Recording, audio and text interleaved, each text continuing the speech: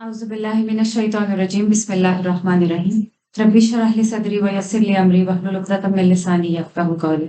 Thank you so much for the kind introduction.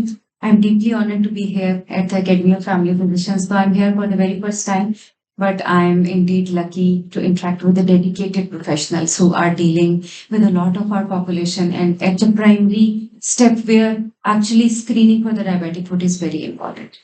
I am very grateful for this opportunity and I'll make it sure that every attendee who is present over here, they can actually know how to detect a diabetic foot and how you can examine these patients, how you can make a difference.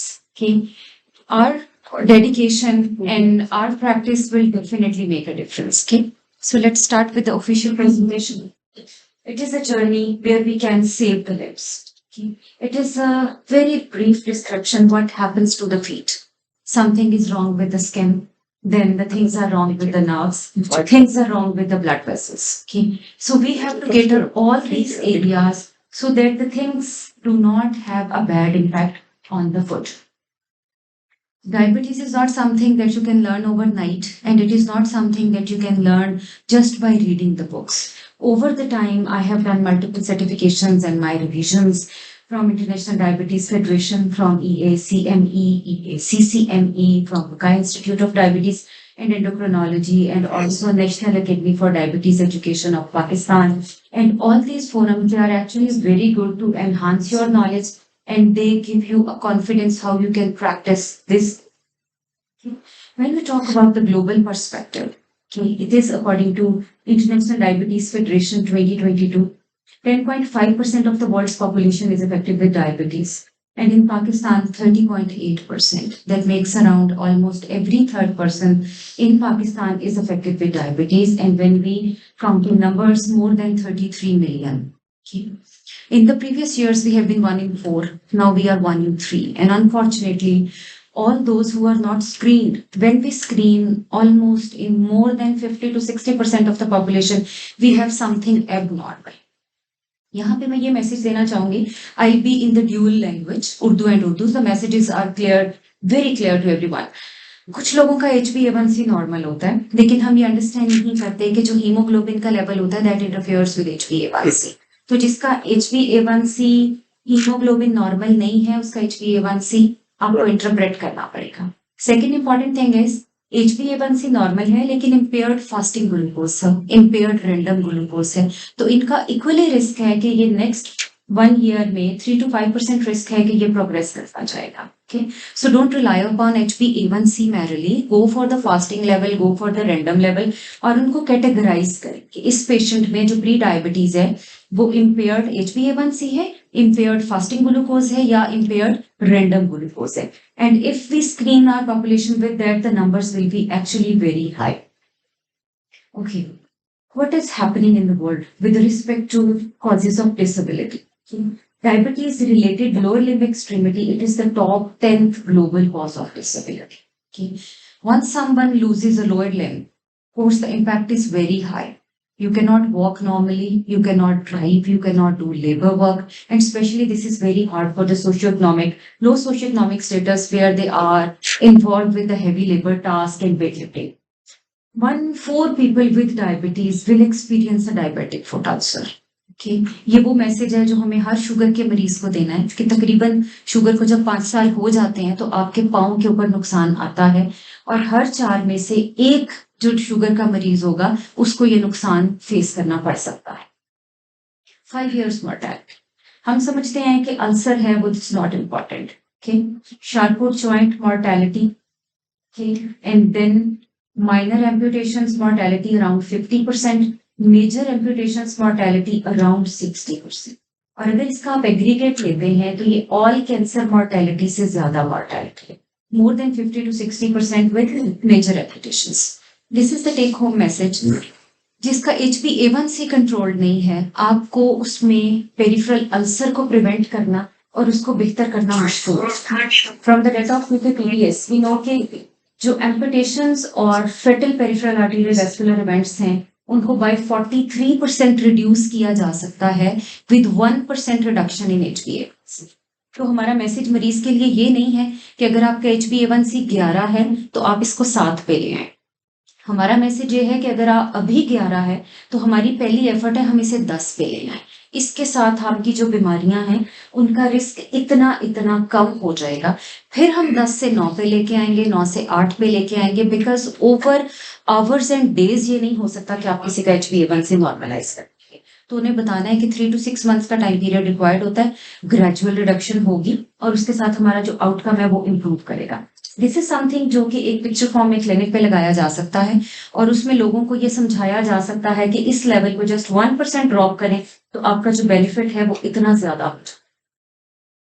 Modifiable risk factors हमें as diabetics खुद भी पता होनी चाहिए, जिस चीज को diabetes है, जिनकी फैमिली में डायबिटीज है, कि आप किन चीजों को मॉडिफाई कर सकते हैं।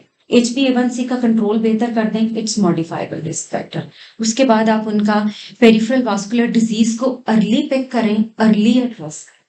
तो जब आप डायबिटिक फुट को मैनेज करेंगे तो पेरिफेरल आर्टीरियल डिजीज को मैनेज करें। उसको मैनेज करने के लिए antiplatelets would be helpful, vasodilators will be helpful और statins helpful होंगी, so that lipid accumulation blood vessels में ना हो और जो पेरिफेरल सर्कुलेशन है उसको बेहतर रखा जा सके।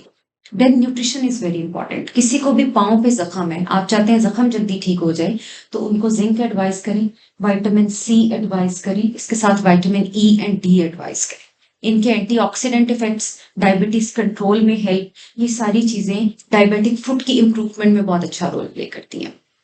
उसके बाद ट्रीटमेंट ऑफ द कोमॉर्बिडिटीज। अगर डायबिटीज के साथ किसी को हाई ब्लड प्रेशर है, डिस्लिपिडीमियाज है, हार्ट डिजीज है, तो सिर्फ डायबिटीज को स्टेबलाइज नहीं करना, सारी डिजीजेस को स्टेबलाइज करना है। Smoking is a major risk factor. ये हर बंदे को एड्रेस करना है कि स्मोकिंग को आपने इमीडिएटली क्विट करना है। हम ये कह देते हैं कि सिगरेट छोड़ दें, हम ये नहीं बताते कैसे छोड़ दें। तो ब्रीफ मैसेज ये होता है कि आप कितने इस्तेमाल करते हैं, लेट सपोज के 10 इस्तेमाल, तो अभी से 10 को कम करके 9 पे आ जाए, अगले 1-2 दिन में 8 पे, 7 पे, 6 पे, जहां पे आपको लगे कि अब आप स्ट्रगल कर रहे हैं, अब सिगरेट नहीं छोड़ी जा रही है, वहां पे उनको निकोटिन पॉकेट्स, निकोटिन रिप्लेसमेंट्स के बारे में बताएं कि यहाँ पे आपने पॉकेट यूज करनी है और इससे आपको क्विट करने में हेल्प हो जाए। कुछ लोग कहते हैं मुंह में कुछ रखने की आदत पड़ गई है, तो इलायची, सौंफ, दालचीनी, लौंग, ये ऐसे सब्सटीट्यूट्स हैं जो कि अगर आप मुंह में रख लेते हैं तो ये सेलिब्रेशन एनहांस करते रहते हैं और जो एक टेस्ट आपको चाहिए होता है कॉन्टिन्यूसली किसी चीज का, वो बेहतर हो जाता है। नेक्स्ट ये है कि जब भी आपको डायबिटिक फुट एग्जामिन करना है तो आपके क्लिनिक के ऊपर कौन से टूल्स होने चाहिए, ये मैं आपको दिखा भी देती हूँ, बिकॉज दिस इज इम्पॉर्टेंट कि ये किट हम सबके पास होनी चाहिए। ये एक mirror, this is available in the market, ठीक है। इसका बेनिफिट ये होता है कि आप इसको एक्सटेंड कर सकते हैं, ठीक है। एक्सटेंड, इससे ज्यादा एक्सटेंड हो जाता है और ये मैग्नीफाइंग होता है, ठीक है। जस्ट सपोज कि मुझे अपने पाँव की नीचे वाली सरफेस देखनी है तो I can see like this, मतलब मैं पाँव यूं रखूं और I can see like this कि मेरे पाँव के नीचे कोई क्रैक, किसी भी किस्म का अल्सर, प्रेशर एरिया डेवलप तो नहीं हो रहा। वेरी चीप टूल, हर पेशेंट के पास भी होना चाहिए और हर हेल्थ केयर प्रोवाइडर के पास भी होना चाहिए ताकि आप उन्हें गाइड कर सकें। इसको बस just a magnifying mirror for pet examination. Second चीज आपको चाहिए, अक्सर दे जाते हैं, इनफैक्ट आप एज अ ग्रुप एक्टिविटी भी उनको कह सकते हैं कि सबको प्रोवाइड कर दें। सेकंड चीज आपको चाहिए होता है ट्यूनिंग फोक, और जो ट्यूनिंग फोक की फ्रीक्वेंसी चाहिए वो 128 हर्ट्ज चाहिए, ठीक हो गया। इसका ये जो वाइब्रेशन आती है वो हम आपको करके भी दिखाएंगे कि जो वाइब्रेशन या गूंज है, जब तक आप इसे बोन में महसूस कर सकते हैं आपकी सेंसेशंस ठीक है। अगर आप किसी को ये लगाते हैं और वो कहता है कि मेरी हड्डी में मुझे कोई सनसनाहट महसूस नहीं होती, कोई गूंज नहीं महसूस होती, तो इसका मतलब है कि जो प्रोटेक्टिव सेंसेशंस है वो खराब। तो दिस इज प्रोटेक्टिव सेंसेशन के पाँव पे कोई भी चीज वेरिएट करेगी तो हमें पता चल जाएगा। जो थर्ड इंपॉर्टेंट चीज है वो है एक मोनोफिलामेंट, ठीक है। मोनोफिलामेंट्स आर लाइक दिस, अगर यहाँ पे देख सकते हैं तो ये एक ब्लैक सा इसमें प्लास्टिक का कॉर्ड है या वायर, ठीक हो गया। इसका यूज करने का तरीका क्या होता है, कहाँ पे यूज करना है, ये हम डेफिनेटली गाइड करेंगे।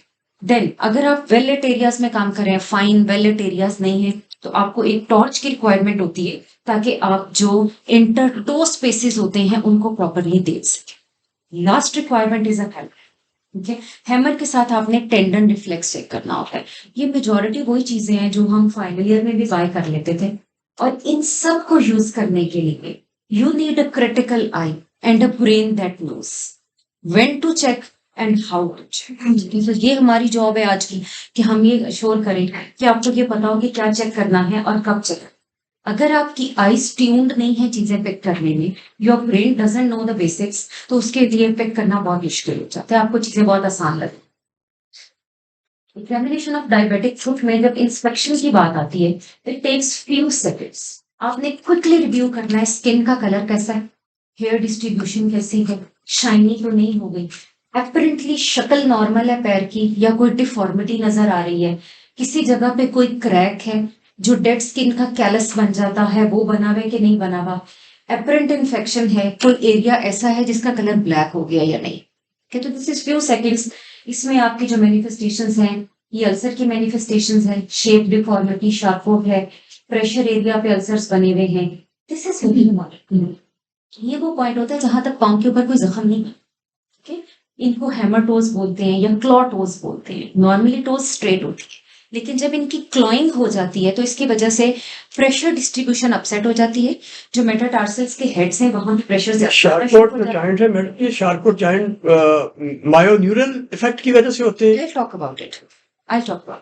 और ये से जो आपने विजुअली देखने हैं, ये गैंग्रीन डेवलप हो रहा है, क्लॉट डेवलप हो गया है, एम्पुटेशन ऑलरेडी हुई हुई है, प्रेशर एरिया पे न्यूरोपैथिक अल्सर्स हैं, शार्कोट फुट की शेप डिफॉर्म हुई हुई है, और एक क्रॉनिक अल्सर यहाँ पे है। ये वो इमेजेस हैं जो आप देखें तो आपका जो मेमोरी होती है वो पिक कर लेती है कि ये क्या प्रॉब्लम है। ब्लिस्टर एक छाले की तरह होता है, फ्लूइड फिल्ड है, ठीक है, यूजुअली पेनलेस होते हैं, समटाइम्स पेनफुल होते हैं, जिनमें पेनफुल पेरिफेरल न्यूरोपैथी होती है। इनके लिए कोई बड़ा ट्रीटमेंट नहीं करना होता, जस्ट क्लीन जो इनकी सुपरफिशियल स्किन होती है उसको आपने स्टरलाइज्ड इंस्ट्रूमेंट्स के साथ क्लियर कर देना है। इस पे सिर्फ ड्रेसिंग करनी है और टॉपिकल एंटीबायोटिक्स लगानी है। ड्रेसिंग जो करनी है मैं बताऊंगी ड्रेसिंग्स के बारे में, I be very clear about it. अब इसमें जो इंपॉर्टेंट चीज होती है, लोग ऐसी चीजों के ऊपर स्पिरिट लगाना शुरू कर देते हैं या वो इनके ऊपर पायोडीन लगाना शुरू कर देते हैं। तो हमने ये चीज याद करनी है कि spirit it is toxic to the normal skin and it is also toxic to the granulation tissue. Pyodine normal skin के लिए और हेल्दी ग्रेनुलेशन टिश्यू के लिए डैमेजिंग है, और उसकी जो हीलिंग है उसको स्लो डाउन, तो ये मैसेज कलर भी चेंज कर देती है, वो पता नहीं कलर चलता भी नीचे चेंज क्या कर देती है, नेचुरल लुक क्या नेचुरल लुक क्या है, क्योंकि वो वॉश आउट नहीं होती प्रॉपरली। तो ये मैसेज बहुत क्लियर होना चाहिए कि विदाउट डॉक्टर्स इंस्ट्रक्शन आपने स्पिरिट के साथ, हाइड्रोजन पेरोक्साइड के साथ, पायोडीन के साथ, यूसोल के साथ आपने खुद से जख्म साफ नहीं किया। ठीक है, at the end of the session हमें ये पता होगा कि कौन सा जख्म है, हमने क्या लगाना है, ठीक है, और हमने क्या बताना है। अगर कैलिसिस है, कैलिसिस सिर्फ येलो एरियाज होते हैं, ये पेनलेस होती है, थिक स्किन होती है, जहां पे प्रेशर ज्यादा रहता है वहां पे कैलस डेवलप हो जाता है। इनके लिए सिर्फ मॉइस्चराइज करना होता है, पोमाइज स्टोन यूज करना है और एक्सरसाइज करनी है। पोमाइज स्टोन कहते हैं झामे को, जो पहले से यूज किया जाता था, बाथ स्टोन जो होता है, तो उसको गाइड करना है कि ये फुट स्टोन आप यूज करें। इसके साथ जब नहा लेते हैं ये सॉफ्ट हो जाते हैं, इसको जेंटली रब करें तो सुपरफिशियल लेयर्स रिमूव हो जाती है, इसके साथ ये कम हो जाता है। क्लिनिक सेटिंग में पेनलेस ही होता है। ये पेनलेस होता है, ये पेनलेस। क्लिनिक सेटिंग्स में आपके पास जो सर्जिकल ब्लेड्स होते हैं, ठीक है, पैक्ड सर्जिकल डिस्पोजेबल ब्लेड्स, उनके साथ आप इस कैलिसिस को जेंटली रिमूव कर सकते हैं। कैलिस रिमूवल का ये मेथड होता है कि इसमें आपने ब्लीडिंग एरिया तक नहीं जा, आपने सिर्फ जो डेड स्किन है उसको रिमूव कर देना है।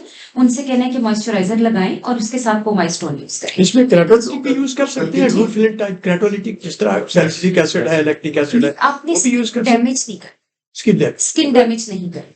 नेक्स्ट क्वेश्चन इसके उनको क्या बताना है कि वो स्किन को मॉइस्चराइज कैसे करें। मॉइस्चराइजेशन के लिए one of the best remedies is coconut oil. Coconut oil की कुछ प्रॉपर्टीज हैं, हम बाद में डिस्कस करेंगे कि क्यों हम यूज करते हैं, but coconut oil is one of the best. और मेरे साथ मेरी 2 क्लिनिक असिस्टेंट्स अवेलेबल है, one is doctor Umayma and other is miss Shazia. They are well trained कि उन्होंने पेशेंट्स को कैसे बताना होता है। वो डेमोन्स्ट्रेशन आपको दे देंगी कि आप एक दफा अपने पैरामेडिक को समझा दें कि ये तरीका होता है पाँव का मसाज करने का, जिससे सर्कुलेशन अच्छी हो जाती है, क्रैक्स हीलिंग में चले जाते हैं, हाइड्रेशन और मॉइस्चर अच्छा हो जाता है। Next thing is cracked heel. हम सब इसको निग्लेक्ट करते हैं, हम कहते हैं नंगे पाँव फिरते हैं। नमाजियों की आप देखते हैं पाँव के नीचे पूरी पूरी लाइन की हील क्रैक्ड होती है। Soaks, moisturize and pumice stone. Soaks is very important. कुछ लोगों का जहां पे आपके वेट लीजन्स हैं, क्रैक्स हैं, वहां पे आपको नॉर्मली जो लॉन्ग सोक्स होते हैं वो अवॉइड कराने हैं। ठीक है, कुछ लोगों की आदत है कि रात के टाइम पे नीम गर्म पानी लिया, नमक डाला, उसमें डिप करके बैठ जाते हैं। दिस इज नॉट सूटेबल, इससे काम खराब होता है। अब अगर आपने सिर्फ इनको सोक कराना है for the sake of softness of the skin, तो देन आपने preferably 2 to 3 times a week soak कराना है। अगर किसी के पाँव के अंदर फंगस का कोई आपको एलिमेंट नजर आ रहा है, इन्फेक्टेड नहीं है, डीप नहीं है, तो जो एप्पल साइडर सोक्स हैं they are very good. Okay, apple cider में ये होता है कि आपने एप्पल साइडर विनेगर 1 पार्ट लेना होता है, जो आपका वाटर होता है उसको 2 पार्ट्स लेना है, ल्यूक वार्म वाटर। इनको मिक्स करके 15 से 20 मिनट के लिए हफ्ते में 2 से 3 दफा सोक करना है। एप्पल साइडर विनेगर की बहुत अच्छी एंटी फंगल क्वालिटीज हैं। ये नेल फंगस के लिए, इंटरटो फंगस के लिए ये बहुत अच्छी रेमेडी है, और जो बहुत ज्यादा स्मेल आ रही होती है पाँव से, उसको भी खत्म करने में बहुत हेल्प आउट करता है। देन जो आपको सुपरफिशियली मिल सकता है, टोस के दरमियान में आपको फंगल इन्फेक्शन, स्किन क्रैक हुई हुई है, इसके लिए हाइजीन, इंटरटो स्पेसिस को ड्राई रखने के लिए आपका शूज किस तरह का होना चाहिए, टोज के दरमियान आप कॉटन किस तरह प्लेस करते हैं, और आप सारी टोज को सेपरेट करने के लिए एक छोटी सी जो आपकी ड्रेसिंग होती है, आप उसे कैसे यूज कर सकते हैं कि आप सारा दिन भी बूट्स पहने तो आपकी जो टोज होती हैं वो इंटर टो एरिया ड्राई रहेगा। ये बहुत स्मॉल पीस ऑफ एजुकेशन है, बट बहुत हेल्पफुल है। जहां तक स्मॉल लीजन्स हैं, सिर्फ टॉपिकल एंटी फंगल्स के लिए ठीक हो गया। Terbinafine that is a good improvement over clotrimazole, दोनों को दे सकते हैं। Duration of therapy 1 to 6 weeks है। उनको सबको मिनिमम 2 to 4 वीक्स लाजमी दें, क्योंकि इनके रिकरेंस का चांस बहुत ज्यादा हो। फिर हम ये मैसेज नहीं दे पाते कि जो आपका जूता है उसको भी क्लीन करना है। अगर तो वो उसको विनेगर वाटर के साथ वॉश कर सकते हैं तो दैट्स बेटर, वो क्लीन हो जाएगा। अदरवाइज एंटी फंगल जो स्प्रेज आते हैं, जैसे क्लोट्राइमाजोल का स्प्रे आता है, तो उन्हें ये बताना होता है कि जूतों को स्प्रे करना है। जब जूता फंगस से क्लियर हो जाएगा तो आपका पैर भी क्लियर रहेगा। लोशन आता है, इसका स्प्रे तो नहीं देखा, लोशन आता है स्प्रे आता है। क्लोट्राइमाजोल का, स्टीमाजोल है या क्लोट्राइमा है। किसी भी चीज के साथ शूज में अप्लाई कर दें ताकि वो क्लियर हो जाए, अदरवाइज रिकरेंस का चांस बहुत हाई हो जाएगा। कुछ लीजन्स ऐसी होती हैं जिसमें पाँव के एक्सटेंसिव एरिया के ऊपर आपको फंगल इन्वॉल्वमेंट रहती है। यहाँ पे टॉपिकल प्लस ओरल, इन दोनों चीजों का रोल होगा। और ड्यूरेशन ऑफ थेरेपी ट्रेबिनाफिन के लिए 2 to 4 वीक्स होगी, इट्राकोनाजोल के लिए 2 to 3 वीक्स होगी। Both are very. जिधर नेल्स का प्रॉब्लम आ जाता है, यहाँ पे आपने टॉपिकल फॉर 1 ईयर, लोग इस चीज को रियलाइज नहीं करते, वो कहते हैं हफ्ते 2 हफ्ते में ठीक हो जाएगा जी, डॉक्टर साहब 1 महीना लगाया ठीक नहीं हुआ। तो उनसे कहना है कि 1 ईयर के लिए टॉपिकल लगाना पड़ेगा, एंड देन हमें 2 to 4 वीक्स के लिए और maybe up to 3 months oral antifungals देंगे। कितनी दफा डेली नाखून के ऊपर लगाना उसको रिकमेंड करना है? 2 times a day कि 2 दफा लगाने, और उसके लगा के उसको मसाज करना है या उसको कहेंगे उसके ऊपर लेट इट एब्सॉर्ब। और उन लोगों को ये बताना है कि अगर किसी ने वजू करना है तो वजू करके पाउडर ड्राई करके बाद में लगाना है। ये नहीं करना कि लगाया ऊपर से वजू कर लिया तो वो वॉश आउट हो जाएगा, एफिकेसी कुछ नहीं। इस तरह का अल्सर जब आपको नजर आता है, पेनलेस होता है, कोई डिस्चार्ज नहीं होता, आर्टीरियल है, क्रॉनिक इस्कीमिया, यहाँ पे आपके vasodilator, antiplatelet therapy, statin therapy ये बहुत हेल्पफुल होगी। वीनस अल्सर्स, ये जहाँ पे वीनस डिस्ट्रीब्यूशन होती है वहां पे होते हैं, समटाइम्स ड्राई क्रस्टेड, समटाइम्स पूजिंग, और ये वेन्स की डिस्ट्रीब्यूशन के अलॉन्ग होंगे। इसमें पेरिफेरल वीनस कॉम्पिटेंस एनहांस करनी होती है, जो कि एक्सरसाइजेस के साथ एनहांस होती है, और सुपरफिशियल अल्सर का ट्रीटमेंट करना है, चीजें बेहतर हो जाती हैं।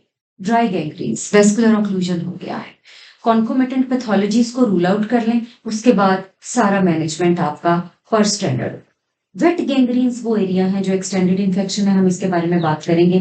कोई भी ऐसा पेशेंट है जो आके कह देता है कि 2 से 3 हफ्ते से ज्यादा हो गया और ये मेरे पाँव पे इन्फेक्शन है, आप उसका एक्सरे कराएंगे ताकि आपको अंडरनीथ एरिया में कोई ऑस्टियोमाइलाइटिस है तो वो पिक कर ले। ऑस्टियोमाइलाइटिस की इंपॉर्टेंस ये है, वहां के लिए आपको पारेंट्रल एंटीबायोटिक्स शॉर्ट टर्म ड्यूरेशन के लिए चाहिए होती, लेकिन जब ऑस्टियोमाइलाइटिस हो जाता है तो पारेंट्रल एंटीबायोटिक्स की इंडिकेशन है। यहाँ पे आपकी ओरल एंटीबायोटिक्स की जो पेनिट्रेशन है वो बहुत थोड़ी है, बोन का जो इन्फेक्शन है वो बेहतर नहीं होगा। ये है स्क्रीनिंग, कि हम कैसे स्क्रीन करते हैं, कि ये इंटरनेशनली एक्सेप्टेड बिगिनर्स ग्रेडिंग है। नॉर्मल पाउंड स्टेज 0, जहां पे सिर्फ आपको सुपरफिशियल अल्सर नजर आ रहा है, प्रेशर पॉइंट डेवलप होना शुरू हो गया है, स्किन में क्रैक्स आने शुरू हो गए हैं, स्टेप 1 टोटली क्योर है। स्टेज 2 में ये होता है कि अल्सर डीप हो जाता है और वो डीप टिश्यूज को इन्वॉल्व कर लेता है। स्टेज 3 में बोन में इन्फ्लेमेशन आनी शुरू हो जाती है, जब चलते हैं तो तकलीफ खासी हो रही होती है क्योंकि बोन स्वेलिंग आनी शुरू हो जाती है, पेरियोस्टियल रिएक्शन एक्सरेज पे आपको दिखता है। देन पार्शियल गैंग्रीन, थोड़ा सा हिस्सा गैंग्रीनस हो गया stage 4, full gangrene stage 5। Full gangrene पे पाँव को सेव नहीं किया जा सकता, लेकिन स्टेज 4 तक अगर आपकी management adequate and up to the mark है तो यहाँ तक चीजों को सेव किया जा सकता है। शार्कोट ज्वाइंट, शार्कोट अगर आप प्रिवेंट कर लेते हैं तो there is a very high likelihood के पाँव बचाया जा सकता है। नॉर्मल फुट में ये होता है कि ये फुट आर्च है जो हम देख रहे हैं दोनों डायरेक्शंस में, और ये है हमारी बोन की अलाइनमेंट। शार्कोट जॉइंट में क्या होता है कि आपकी जो फुट आर्च है वो ऑब्लिटरेट हो जाती है, फुट डी शेप हो जाता है। उसकी रीजन ये होती है कि जो ये नॉर्मल आर्च थी हमारी, ठीक है, वो हमने लूज कर दी है, ये फ्लैट हो गई है या फिर अपसाइड डाउन। ठीक है, यहाँ पे होता क्या है, सबसे पहले बोन इन्फ्लेमेशन के लेवल तक जब हम हैंडल नहीं करते, उसकी वजह से बोन्स में फ्रेगमेंटेशन होती है, क्वेसेंस हो जाती है और शेप रीफॉर्म हो जाती है, और हमारा जो पाँव होता है वो यहाँ से मॉडिफाई होते होते यहाँ तक आ सकता है।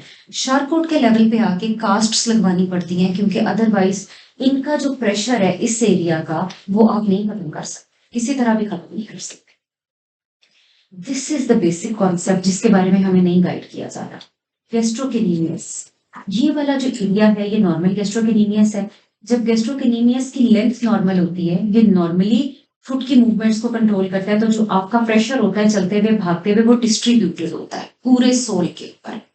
डायबिटीज में ये प्रॉब्लम होता है कि गैस्ट्रोकेनीमियस की शॉर्टनिंग हो जाती है, शॉर्टनिंग की वजह से हील जो होती है वो अपलिफ्ट हो जाती है, और जो प्रेशर होता है वो सोल के ऊपर आना शुरू हो जाता है। So this is the basic point जहां से आपके फुट के प्रेशर्स की मैल डिस्ट्रीब्यूशन स्टार्ट होती है और जख्म बनने शुरू हो जाते हैं। गैस्ट्रोकेनीमियस लेंथनिंग इज द पॉइंट जिसको आपने डायबिटीज के साथ डायग्नोज कर लिया, टाइप 2 उनको ये गाइड करके भेज कि आपका ये वाला पट्टा शॉर्ट नहीं होना चाहिए। ये कुछ इमेजेस हैं जिसमें ये बताया हुआ है कि कौन कौन सी एक्सरसाइजेस हैं जो आप करें तो इससे आप गैस्ट्रोकेनीमियस को लेंथन कर सकते हैं। इसमें हम एक दफा करके भी दिखा देंगे ताकि आपको जो 2-3 मैसेजेस आप देना चाहते हैं वो पता चल जाए, otherwise image will be with you. Next आपका टास्क आ जाता है कि हमने डायबिटिक फुट को हाथ लगा के क्या करना है। टेम्परेचर बहुत ठंडा है, पेरिफेरल वैस्कुलर डिजीज है, क्योंकि वार्म टेम्परेचर पहुंच नहीं रहा, तो फीट वार्म होनी चाहिए। बहुत गर्म है, सेलुलाइटिस है, इन्फेक्शन है। माथे की तरह है तो बिल्कुल ठीक है, माथे से ज्यादा गर्म है तो सेलुलाइटिस का रिस्क है, और अगर माथे से ठंडा है तो ये पेरिफेरल आर्टेरियल डिजीज है, सर्कुलेशन अच्छी नहीं है, पाँव ठंडा। 2 पल्सेस इंपॉर्टेंट होती हैं, dorsalis pedis and posterior tibial. It takes few seconds, हम एरियाज आपको गाइड कर देंगे कि कैसे करना होता है। प्रोटेक्टिव सेंसेशंस चेक करनी है। प्रोटेक्टिव सेंसेशंस के लिए मोनोफिलामेंट टेस्टिंग होती है, वाइब्रेशन एंड पोजीशन चेक करते हैं, एंकल जर्क चेक करते हैं, और इसके साथ अगर आपको ये डाउट है कि पाँव ठंडा है तो आपने एंकल ब्रेकियल इंडेक्स लें। मोनोफिलामेंट के बारे में बहुत छोटी सी डेमोन्स्ट्रेशन है। ये वो एरियाज है फुट के ऊपर 8 जहां पे आपने 9 एरियाज जहां पे आपने मोनोफिलामेंट के साथ टेस्ट करना होगा। 1, 3 एंड 5 टोस के चेक करना है, पामर उस पे सोलर सरफेस पे। देन आपने जो मेटाटार्सल्स हैं, फर्स्ट, थर्ड एंड फिफ्थ, यहाँ पे चेक करना है। मीडियल आर्च, लेटरल एंड वहां पे चेक करना है, और हील पे चेक करना है। अगर इन सारे एरियाज पे कोई मोनोफिलामेंट को फील कर सकता है तो प्रोटेक्टिव सेंसेशंस इंटैक्ट। अगर वो फील नहीं कर सकते हैं, उससे आपको आइडिया होता है कि डिजिटल एरिया में लॉस है, हम इसको कैसे प्रमोट करें कि सेंसेशंस दोबारा से वापस आ जाए। मोनोफिलामेंट को चेक करने का तरीका ये होता है कि इतना प्रेशर आपने एक्सर्ट करना है कि वो जो प्लास्टिक का कॉर्ड हमने देखा था, दैट मेक्स अ सी के साथ एक एडिक्वेट प्रेशर एक्सर्ट हो जाता है, वो उनको पिक करना आना चाहिए। एंकल ब्रेकियल इंडेक्स आप ब्लड प्रेशर बीपी ऑपरेटर्स के साथ भी कर सकते हैं। चारों लिम्स में ब्लड प्रेशर चेक करना है, अपर लिम्स में भी, लोअर लिम्स। इसका जो फॉर्मूला होता है that is systolic ankle pressure, जैसे हम राइट के लिए अगर कर रहे हैं, divided by highest systolic brachial pressure. Brachial right या लेफ्ट जहां पे सबसे ज्यादा है उसको यूज करेंगे। एंकल ब्रेकियल इंडेक्स राइट के लिए अलग कैलकुलेट होता है, लेफ्ट के लिए अलग कैलकुलेट होता है। और इसमें सिर्फ आपने ये चीज याद रखनी है कि अगर ये 1 तक है तो ये एक्सेप्टेबल है, अगर ये 1 से नीचे जाना शुरू हो गया है तो प्रॉब्लम स्टार्ट हो गई है। यहाँ पे हमें रिस्क फैक्टर्स की मैनेजमेंट करनी है। अगर ये 0.8 से नीचे जाना शुरू हो गया है तो ये रिफरल है। ठीक हो गया। इसको हैंडहेल्ड डॉपलर के साथ भी किया जा सकता है और बीपी ऑपरेटर्स के साथ भी किया जा सकता है। देन इंपॉर्टेंट चीज होती है कि जब भी डायबिटिक पेशेंट्स, आप जानते होते हैं अपने मरीजों को, नए के अलावा नए वाले जब वॉकआउट करते हैं आप उन्हें तब देख लें, जिनको आप जानते हैं जब वो वॉकिंग करते हैं उन्हें तब देखें कि वो चलते किस तरह से हैं, उनकी वॉकिंग स्पीड कैसी है, स्टेप्स किस तरह से लेते हैं और उनकी टर्निंग कैसी है जब वो काउच के लिए बैठते हैं। ये बैलेंस को डिटरमिन करता है। बैलेंस स्टेबल होगा तो ये सारी चीजें स्टेबल होंगी। इनके लिए बहुत छोटी वेरी सिंपल एक्सरसाइजेज हैं, वो जब आप पेशेंट्स को गाइड कर देते हैं तो वो उन एक्सरसाइजेज के साथ अपना पोस्चर बैलेंस दोबारा से मेंटेन कर सकते हैं।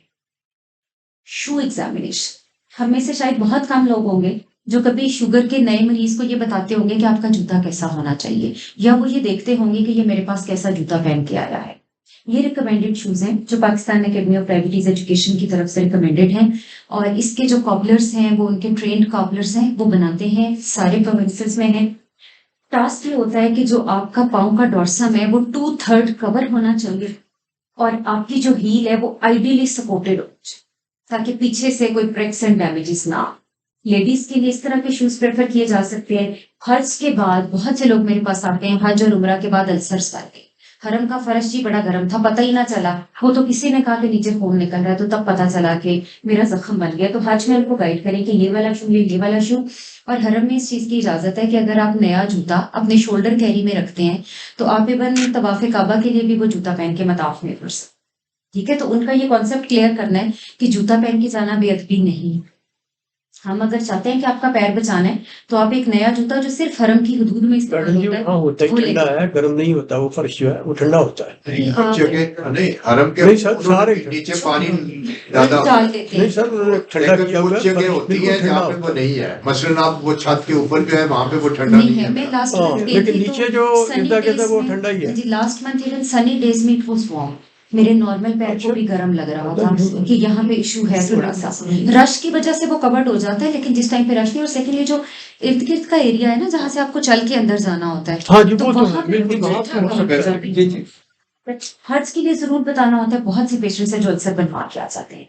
मेल्स के लिए जिन्होंने वर्किंग करनी है उनके लिए इस तरह के जो शूज हैं, heel supported and then front of the foot covered, this is very important. ये एक इनसोल है जो आपको बहुत से ऑनलाइन स्टोर्स पे मिल जाता है। ठीक है, डायबिटीज के पाँव का कॉन्सेप्ट ये है कि जो आपका सोल के नीचे एरिया है ये थिन होना चाहिए, जो आपका हील के नीचे वाला एरिया है ये उससे एटलीस्ट डबल होना चाहिए। अगर डबल होगा तो ये आपकी आर्च को सपोर्ट करेगा, प्रेशर डिस्ट्रीब्यूशन को हेल्प आउट करेगा। आप जूते जो मर्जी रखें, जूतों के अंदर इन सोल्स को रिप्लेस कर दें तो आपकी आर्च की सपोर्ट मेंटेन रहेगी। ठीक हो क्या? जो इस तरह के जूते हैं, पॉइंटेड टिप्स हैं, पाँव को स्क्वीज करते हैं, पाँव को स्क्वीज करते हैं, ये रिकमेंडेड नहीं है। जूता ऐसा होना चाहिए जो आपकी पाँव की उंगलियों को स्क्वीज ना करे, Right. वो हेल्प आउट करेगा। ये एक इन्फॉर्मेशन ब्रोशर है जो मरीजों को पिक्टोरियली बता देता है कि जब पाँव धोने हैं तो उसके बाद अच्छी तरह ड्राई करने हैं। ड्राई करने के बाद आपने स्किन को सॉफ्ट रखने के लिए लोशंस लगाने हैं। मिरर के साथ आपने अंडर सरफेस को एग्जामिन करना होता है। जब नाखून काटने हैं तो इनको एक लाइन बतानी है कि आपने नाखून सीधा काटना, आपने नाखून को गोल नहीं काटना ताकि आपके जो मार्जिन हैं वो स्किन को टच ना करें। उसके बाद ये करना है कि जो सॉक्स यूज करनी है, पाकिस्तान में भी कुछ ब्रांड्स हैं लाइक सकोए, वो डायबिटिक सॉक्स बनाते हैं, मॉइस्चर एब्जॉर्ब होता है जिसकी वजह से पाँव वेट नहीं रहता। तो उनको बोले कि मेडिकेटेड सॉक्स आपके लिए बेहतर है अगर आपने लंबे घंटे काम करना है। जब भी जूता पहनना है उसको पहले चेक करके पहनना है, नंगे पाँव कभी वॉक नहीं करनी, और उसके साथ अपने जूतों को भी आपने ट्राई रखना है, स्पेशली जो लेदर वाले हैं जिनमें पसीना आ जाता है। और जूता शाम में खरीदना है, हाँ जी, शाम को खरीदना है जूता। जिस वक्त आपके पाँव पे वेरी वैलिड पॉइंट, सुबह के टाइम पे हमारे पाँव पे जरा भी स्वेलिंग नहीं होती। जब हम शाम तक चल भी रहे होते हैं तो पाँव पे थोड़ी स्वेलिंग आती है। जो जूता सुबह में खरीदा जाता है वो शाम को टाइट होता है। राइट। तो उनको ये बताना होता है कि वो थोड़ा सा वेरी वेल पॉइंटेड। कुछ छोटी छोटी एक्सरसाइजेज होती हैं जो आपके पैरामेडिकल स्टाफ को आनी चाहिए ताकि वो आपके पेशेंट्स को डेमोन्स्ट्रेट करें, या आप छोटी छोटी वीडियोस बना के अपने फेसबुक पे डालें ताकि लोग देख सकें। कैंडी बॉल, ये हम आपको दिखा देंगे कि कैंडी बॉल क्या होता है। It's very good, even for normal feet it is very good. आप 14-15 घंटे काम करके थक गए, कैंडी बॉल एक्सरसाइज करें, पाँव रिलैक्स हो जाता है। Tennis ball exercises, cloth exercises, band exercises, पाँव की रोटेशंस, एंकल को किस तरह से आपने सस्टेन करना है, ये सारा कुछ मिस शाजिया कैंडी बॉल क्या है? वो दिखा देंगी। मिस शाजिया आपको दिखा भी देंगी, करके भी दिखा देंगे। इट्स वेरी चीप बॉल, मेरे लिए 250 रुपीज। ठीक है, this is the new research. Turkey में रिसर्च हुई, ऑयल 95% कोकोनट ऑयल, उसमें रोजमेरी, लेवेंडर थोड़ा बहुत ऐड किया। इसके साथ उन्होंने डायबिटिक फुट के पेशेंट्स के मसाज करवाए और उनका जो आउटकम था for chronic ulcer is much better at compare to normal control population. So that's why जो कोकोनट ऑयल है ये साइंटिफिकली रिकमेंडेड है कि इसको यूज Moisturize किया जा सकता है, मॉइस्चराइज है, एंटी इन्फ्लेमेटरी है, एंटी फंगल है, वुंड हीलिंग को प्रमोट करता है। ठीक है, तो ये इसके बेनिफिट्स। कौन कौन से, अगर किसी के पास जख्म बन गया है तो अब आप क्या करेंगे, आप कैसे डिसाइड करेंगे कि मैंने इसका क्या इलाज करना है, कौन सा इलाज है जो मैंने इसको बताना है। Right. अगर आपको नहीं पता तो आपके मरीज को कैसे पता चलेगा, क्योंकि उसका ब्लाइंड ट्रस्ट है आपके ऊपर, you are god for him. ये डॉक्टर साहब कहेंगे मैं चला जाऊंगा, कहाँ जाना होगा, पट्टी किस तरह की होनी चाहिए, कौन सा एरिया है, कब डिब्राइड करना है, ऑफलोडिंग का मतलब क्या होता है, कास्ट के लिए कब रिकमेंड करना है, हाइपरबैरिक ऑक्सीजन थेरेपी क्या मॉडलिटी है, ये कैसे बेहतर करती है। नेगेटिव प्रेशर्स आपके टर्शरी केयर हॉस्पिटल्स में अवेलेबल हैं, गवर्नमेंट सेक्टर में, हमें पता नहीं है कि हम अल्सर्स के लिए ये दे सकते हैं। देन प्लेटलेट रिच प्लाज्मा, हम क्लिनिक पे प्लेटलेट रिच प्लाज्मा बनवा के लगवा देते हैं, अल्सर हीलिंग इतनी इंप्रूव हो जाती है, but none of us knows कि हम ये कर सकते। ड्रेसिंग्स, ये वेरी इंपॉर्टेंट है, ढेर सारी टाइप की ड्रेसिंग्स हैं, कुछ आपके पास आ जाती हैं, कुछ आपने बनानी होती है। सबसे अच्छी ड्रेसिंग है gauze dressing, sterile gauze piece. अगर तो वैसलीन वाली होती है या उसमें medicated sterile gauze, dry dry gauze है। अगर तो वुंड ऑलरेडी ड्राई है तो इसका मतलब है कि आपको उसको वेट करके लगाना पड़ेगा ताकि मॉइस्चर मेंटेन रहे, ड्राई ना। अगर किसी जगह पे एक्सुडेट है, फंस आ रही है, वो मैं दिखाऊंगी, तो देन आपको कुछ ऐसा करना पड़ेगा कि वो एक्सुडेट को एब्सॉर्ब कर ले। एडहियन को भी तो मैडम रोकना होता है ना, उसमें कोई ऐसा एमोलिएंट वगैरह नीचे लगा दे ताकि एडहियन ना हो। मैं गाइड करूंगी। फोम एंड एल्जीनेट ड्रेसिंग्स होती हैं जहां पे हेवी एक्सुडेट्स होते हैं, फंस आ रही है, ये उसको एब्सॉर्ब। हाइड्रोकोलॉइड्स हैं, हाइड्रोजेल्स हैं, ये मॉइस्चराइजेशन मेंटेन करते हैं। सिल्वर इम्प्रेग्नेटेड आती हैं, ये इन्फेक्शन को कॉम्बैट करती हैं क्योंकि ये सील प्रोवाइड करती हैं और जो कंटेमिनेशन ऑनगोइंग हो रही होती है एनवायरमेंटल वो नहीं होती। कौन कौन से एजेंट्स हैं जो आप यूज कर सकते हैं? मैं यहाँ पे वोटिंग चाहूंगी, आप में से कितनों को पता है और कितने यूज करते हैं हनी? हनी सुना था लेकिन इसको ट्राई नहीं करवाया। इन्फेक्शन के लिए कितने लोग पढ़ा है, सुना है, लेकिन विनेगर इसको यूज try करते हैं, कितने लोग हैं जो हाइड्रोजन हाइड्रोजन पेरोक्साइड का भी यूज कर लेते हैं। वो डर्टी वुंड हो तो उसके लिए यूज कर देते हैं ताकि टेटनस जो है उसको, टेटनस जो माइक्रो बाकी अभी हमें क्लैरिटी नहीं है। रोड साइड एक्सीडेंट में अगर वो हो, उसमें डर्टी वुंड हो तो उसमें हाइड्रोजन पेरोक्साइड यूज कर लेते हैं। That's okay. जो हनी है, Honey can be combined with iodine, it can be used alone. Chronic ulcers में यूज करना होता है, it is anti microbial, healing को प्रमोट करता है। कुछ लोगों का कॉन्सेप्ट है कि ये मीठा है, बग्स के लिए फूड हो जाएगा, it's not clear, it's not true, ये हीलिंग प्रमोट करता है। जो विनेगर है, एप्पल साइडर विनेगर है, इसको जो वुंड्स के लिए यूज करना होता है वो 1:4 डाइल्यूशन में यूज करना है। इसका 1 पार्ट एप्पल साइडर विनेगर होगा, 4 पार्ट्स बॉटल वाटर का, ये नॉर्मल सेलाइन नहीं। और इसकी जो ड्रेसिंग होती है वो सोक करके 15 से 20 मिनट के लिए आपने वुंड पे अप्लाई करनी है। आफ्टर 15 to 20 मिनट्स उसको रिमूव कर दें और नॉर्मल ड्रेसिंग कर दें। ये बहुत अच्छा है एब्सॉर्ब करने के लिए। और सेकेंडली, जहां पे भी आपको ग्रीन पस नजर आता है, फाउल स्मेलिंग है, यू नो सूडोमोनास में भी there, vinegar is very good for pseudomonas. Hydrogen peroxide सिर्फ इनिशियल क्लींजिंग में यूज करनी है। डर्टी वुंड्स, जो क्लीन वुंड्स हैं, वहां पे हाइड्रोजन पेरोक्साइड यूज नहीं कर। फ्रीक्वेंसी ऑफ ड्रेसिंग क्या है? इन्फेक्टेड वुंड्स, स्मेली, दिन में 2 दफा ड्रेसिंग। हीलिंग में चले गए हैं, कोई वहां से सीपेज नहीं हो रहा, तो आप 2 to 5 डेज के बाद भी ड्रेसिंग कर सकते हैं। जब हम प्लेटलेट रिच प्लाज्मा करते हैं तो हम 5 डेज के बाद ड्रेसिंग। मैडम नॉर्मल स्लाइन से क्लीन करने बेहतर नहीं है? नॉर्मल स्लाइन यूज जो वॉश करना है वो नॉर्मल सेलाइन से हमेशा वॉश करना है, ठीक हो गया? Wash is always with normal saline. Principles ये है कि सबसे पहले क्लीन करना है थॉरली नॉर्मल सेलाइन। जो भी डेड एरिया आपको नजर आ रहा है उसको रिमूव कर दे, ठीक है? इसमें आपने मरीज को एक लाइन बतानी है कि हमने इतना मुर्दा जिल्द को उतार देना है कि हल्की हल्की ब्लीडिंग शुरू हो जाए। लोग अक्सर डरते हैं कि आपने मेरा जख्म बड़ा कर दिया है, तो बड़ा नहीं करना होता, डेड स्किन सारी रिमूव करनी है, तब तक हीलिंग प्रमोट नहीं होती जब तक डेड स्किन नहीं। मॉइस्चर बैलेंस मेंटेन कर, इसमें हाइड्रेशन भी आएगी और जो लोकल मॉइस्चर है वो भी आएगा। इसके लिए आप क्या कर सकते हैं कि जो वुंड के सराउंडिंग एरियाज होते हैं ना, वहां पे petroleum jelly apply, surrounding area पे पेट्रोलियम जेली अप्लाई करा दें, वुंड बेड की ड्रेसिंग करा दें, हीलिंग बहुत अच्छी होती है क्योंकि मॉइस्चर मेंटेन रहता है। और जो सराउंडिंग स्किन होती है उसको आपने प्रोटेक्ट करना है। ये प्रिंसिपल्स पैरामेडिक्स को सिखाने वाले हैं, उन्हें सब आता हो तो then they can deliver very good service. And after going, ये है जी आपकी मेडिकल ग्रेड हनी। क्या चीज है? देखिए ये डाटा मैंने पिक किया था एक स्टडी से, जिन्होंने अपने बहुत सारे केसेस को रिपोर्ट किया। ये एक ही पेशेंट का सारा डाटा है, ABCDEFH तक, जब तक कि इनका जो अल्सर था वो पूरी तरह से हील हो गया था। और इसमें मेडिकल ग्रेड हनी यूज हुआ क्रॉनिक अल्सर्स के लिए। Anti microbial, anti inflammatory, anti oxidant, osmotic effect चूस लेता है। मेडिकल ग्रेड विस्कस है ना जी, मैं गाइड करूंगी। और फिजिकल प्रोटेक्शन प्रोवाइड करता है कि जो आपके चीजें ऐड ऑन हो सकती हैं बोर्ड में वो नहीं हो सकती। ये वाले जो ब्रांड्स हैं ये पाकिस्तान में अवेलेबल है। मेडिकल ग्रेड हनी जो होता है वो प्रोसेस्ड हनी होता है, ये कंटेमिनेशन से फ्री होता है, ठीक हो गया। इंटरनेशनली लिखा होता है मेडिकल ग्रेड। मेडिकल ग्रेड लिखा होगा, एग्जैक्टली मेडिकल ग्रेड इसके ऊपर लिखा होता है, ठीक है। ये देखिए मेडिकल थेरेपी, मेडिकल ग्रेड सब पे लिखा होता है। जो मनुका हनी है ना, मनुका एक छोटा सा प्लांट है that is found in New Zealand और ऑस्ट्रेलिया, तो वहां से मेडिकल ग्रेड का कॉन्सेप्ट लिया गया। जो बीज वहां पे होती थी, उनके हाइव्स होते थे, वहां से ये लिया गया। मनुका इम्तियाज भी अवेलेबल है, ठीक है। एक्टिवॉन दराज पे अवेलेबल है, आपके उस पे अलीबाबा पे अवेलेबल है, एपीकेयर अवेलेबल है, उसके बाद थेरा हनी अवेलेबल है, मेडी Honey.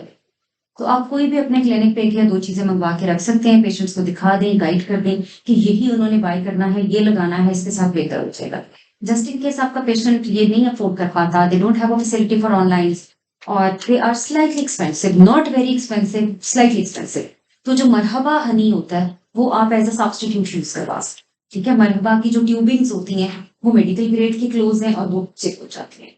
Apple cider vinegar dressing मिल जाती है मैडम मरहबा की? मिल जाती है? ट्यूब्स जो आम मरहबा हनी बहुत आम सा ब्रांड है, अच्छा आम ब्रांड। आम ब्रांड है, लेकिन ये इम्तियाज पे मनुका, एक्टिवॉन सारी अवेलेबल है और ऑनलाइन भी अवेलेबल है।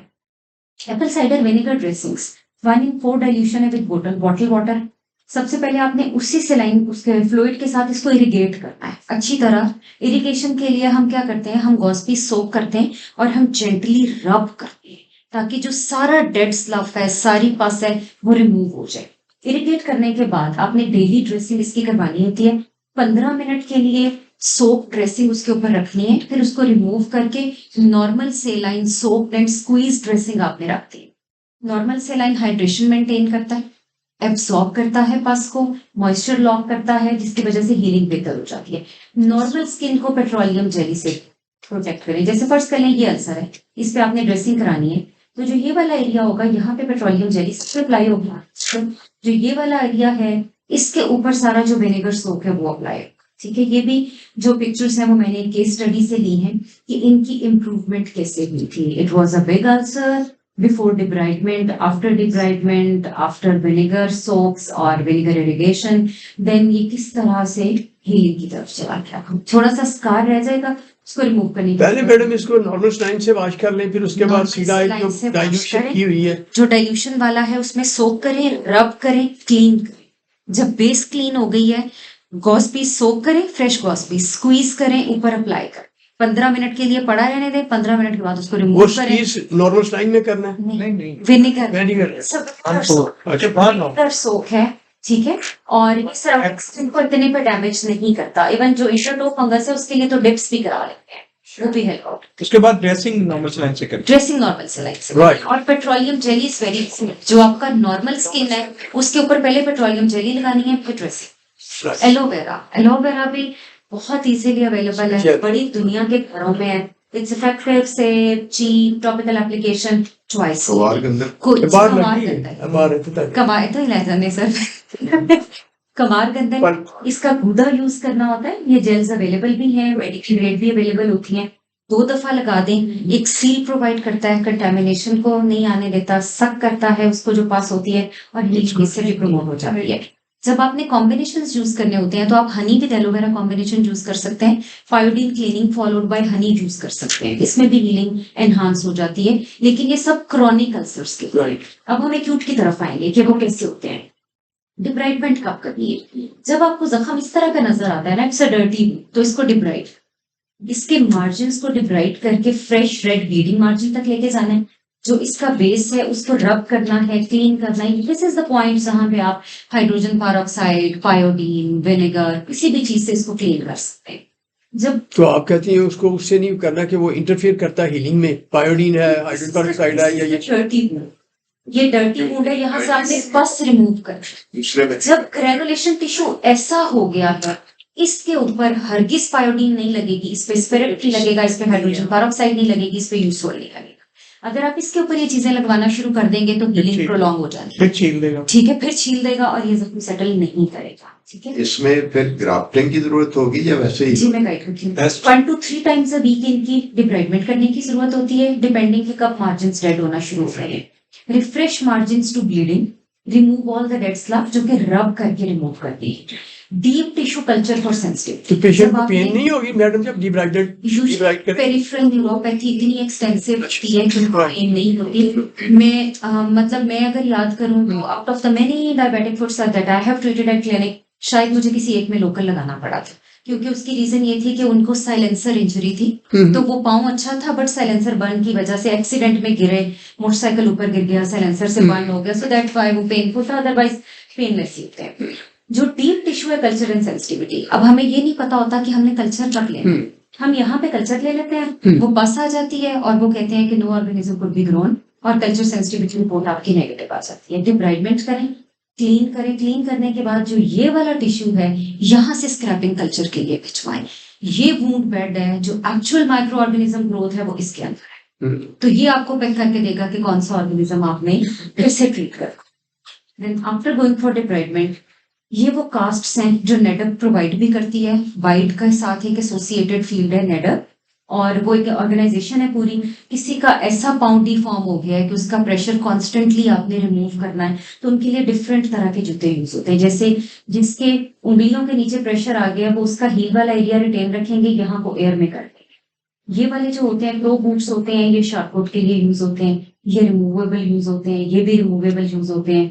और ये सारी मॉडलिटीज जो उनके ट्रेन्ड पैरामेडिकल स्टाफ है वो असेस करके उसके अकॉर्डिंगली गाइड ये करते मैडम आपके हॉस्पिटल में या यहाँ पे जो इचले में है ये हॉस्पिटल, यहाँ ये सारी या बोर्जन वाले ये चीजें बनाते हैं कि नहीं? नहीं, बोर्जन वाले नहीं बनाते। बोर्जन वाले डायबिटिक सोल बनाते हैं, एरोसोल बनाते हैं कि वो प्रेशर को एब्जॉर्ब करे। लेकिन जो ये वाले हैं ये कस्टमाइज्ड होते हैं, और काफी सारे कॉबलर्स हैं जिनको नेडप ने ट्रेन किया हुआ है। दे आर आपके हॉस्पिटल में या इचले में जो एक सेंटर है वहाँ पे ये अवेलेबल नहीं है। हमारे हॉस्पिटल में एक प्राइवेट पर्सन है जिनकी हम सर्विसेज हायर करते हैं, वो ये गाइड कर देते हैं। इसके अलावा जो कायरोप्रोटेक्टर्स होते हैं ना, उनकी सर्विसेज अवेलेबल हैं, वो असेस करते हैं कि पाँव का सोल कैसे मॉडिफाई करना है, ठीक है। तो इनका जूता कस्टमाइज होता है। पिछले दिनों मैंने एक वो कराची से आए हुए थे, वो डॉक्टर जाहिद मियां भी जाहिद इस पे देते हैं, वाइट वो के साथ साथ एक लेके आए हुए थे, एक वर्कशॉप ही थी, तो वो एक बनाते हैं ये सारे स्पेशल, यहाँ पे शायद शालामार में या कहीं उन्होंने शालीमार में शालीमार में उनका लोकल सेंटर है। स्पेशली वो डिजाइन पैर एग्जामिन करते पर्पस हैं, बिल्ट वो डायबिटिक पर्पस बिल्ड डायबिटीज का, Right. जिसका अल्सर ठीक नहीं हो रहा। राइट बाकियों के लिए तो हमने इंसोल यूज करना है। अब इसमें क्या इंपॉर्टेंट होता है कि नेक्स्ट आपकी जो मॉडलिटी आ गई वो आ गई प्लेटलेट रिच प्लाज्मा। थोड़ा सा टाइम लेता है, आपके वो लैब वाले बना देते हैं। प्लेटलेट रिच प्लाज्मा में जब ट्यूब में सेग्रीगेट होता है तो जो ये वाला कंपोनेंट होता है ये प्लेटलेट रिच होता है, ये वाला प्लेटलेट डिप्लीटेड होता है। हम क्या करते हैं, हम प्लेटलेट डिप्लीटेड को ड्रेसिंग में डाल देते हैं, ठीक है, और जो प्लेटलेट रिच होता है उसको ulcer base and ulcer margin पे इंजेक्ट कर देते हैं, ठीक है। इसके साथ हीलिंग प्रमोट हो जाती है। इसके बेनिफिट्स क्या होते हैं? Platelet derived growth factor, vascular endothelial growth factor, transforming growth factor, connective tissue growth factor, endothelial growth factor, ये सारे ग्रोथ फैक्टर्स कंटेन करता है, जिसकी वजह से जो हीलिंग प्रोसेस होता है वो एनहांस हो जाता है। लेकिन इन्फेक्टेड वुंड में नहीं लगाना, नॉन इन्फेक्टेड में लगाना है, बेनिफिशियल होगा। Tip of the iceberg, painless है, छोटा सा सुराख है। जो सब ये तो साल से बना हुआ है, मैंने तो कभी तवज्जो ही नहीं दी ना, इसमें से कुछ निकलता है। लेकिन जब आप एक्सरे कराते हैं तो ऑस्टियोमाइलाइटिस डेवलप हो चुका है। तो इतनी छोटी लीजन को आपने निग्लेक्ट नहीं करना, एक्सरे करवा के उसको रूल आउट करना है, एक्यूट है, क्रॉनिक है। हमें क्या करना पड़ेगा, कौन सा इन्फेक्शन है, कौन सा ऑर्गेनिज्म है, कौन सी एंटीबायोटिक होगी, दिस इज समथिंग जिसको हमें रिवाइज करना पड़ेगा, मेमोराइज करना पड़ेगा। जो डायबिटिक अल्सर्स होते हैं यूजुअली उनमें methicillin resistant staph aureus, sensitive staph aureus, streptococci, ये मेजर चंक है इन्फेक्शंस का। जहां पे green pus very foul smelling, वहां पे सूडोमोनास। अब माइल्ड इन्फेक्शंस क्या होते हैं? ये वो इन्फेक्शंस हैं जो सुपरफिशियल है, सिर्फ सॉफ्ट टिश्यू की हद तक है, और इनका जो ड्यूरेशन होता है एंटीबायोटिक का वो 1 to 2 वीक है, क्योंकि अल्सर तो साल साल भी चलते हैं। तो वी नीड टू नो कि एंटीबायोटिक हमने कितना अरसा देना। सुपरफिशियल इन्फेक्शंस में लाइकली स्टैफ एंड स्ट्रेप्टोकोकाई होते हैं. दीज आर द ऑप्शंस जिनको आप दे सकते. आपको लोकल जब आप अपनी रिपोर्ट्स पढ़ते हैं उसकी एंटीबायोटिक रेजिस्टेंस की, तो उससे आपका एक माइंडसेट डेवलप होता है कि जो हमारी पॉपुलेशन है वो इस एंटीबायोटिक को रेजिस्टेंस है, तो मुझे वो चूज नहीं करनी. But out of these options आप कुछ भी चूज कर सकते हैं 1 to 2 वीक्स के लिए दे सकते हैं. इसमें मैडम सेफालेक्सिन, सेफाड्रोक्सिल और सेफालेक्सिन ये सारी एक ही चीजें हैं. फर्स्ट जनरेशन जो है सेफेलेक्सिन का सेफालेक्सिन है, फिर सेफाड्रोक्सिल है. जो सेफेलेक्सिन है ना, ये एविडेंस बेस्ड है and it has been recommended by infectious disease society of America. इसके ऊपर डेटा अवेलेबल है कि ये जो डायबिटिक फुट इन्फेक्शंस है it has got a very good role. ठीक है, ये IDSA की गाइडलाइंस हैं. हमारा लोकल डाटा इसके ऊपर अभी अवेलेबल नहीं है. मॉडरेट इन्फेक्शंस वो होते हैं जो हमारे यहाँ अभी भी ये डॉक्सीसाइक्लिन वगैरह इफेक्टिव है. नहीं, इफेक्टिव है. Doxycycline is effective. Fusidic acid is very effective. Fusidic effective था और पायरोसिन भी है. हाँ, लेकिन- पायरोसिन या फ्यूस्टिक एसिड I just और want to clarify डॉक्सीसाइक्लिन कि हम में से बहुत से लोग ये नहीं जानते कि फ्यूसिलिक एसिड ओरल अवेलेबल. हाँ जी है. ओरल की टेबलेट एफिकेसी अवेलेबल बहुत है. अच्छी है. जी जी जी. बहुत अच्छी है. इसमें तो ये सेप्ट्रॉन वाला भी वो भी लिखा सेप्ट्रॉन भी अवेलेबल है. उसकी रीजन ये है कि फॉर इयर्स हमने सेप्ट्रॉन यूज करनी छोड़ दी थी. तो बहुत सारे दोबारा हाँ सेंसिटिव हो सकती टेस्ट ही नहीं किया बहुत That's अच्छा. right. वो दोबारा इफेक्टिव हो गया. दोबारा इफेक्टिव हो. मॉडरेट इन्फेक्शंस में ये होता है कि डीपर सॉफ्ट टिश्यू आ गए और जो इन्फेक्शन का एरिया है वो 2 सेंटीमीटर से ज्यादा हो. यहाँ पे ड्यूरेशन ऑफ थेरेपी डबल हो जाएगा. 2 वीक से 4 वीक्स पे चला जाएगा. बग्स ये सारे होंगे और यहाँ पे आप out of these options use Yes. All right.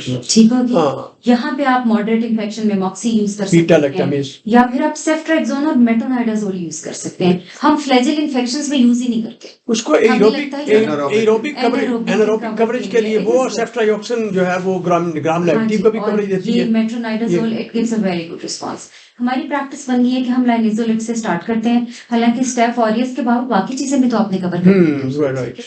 तो ये हमारे ज़हन में होना चाहिए कि जब मोर देन 2 सेंटीमीटर है तो मेरी ऑप्शंस चेंज होंगे.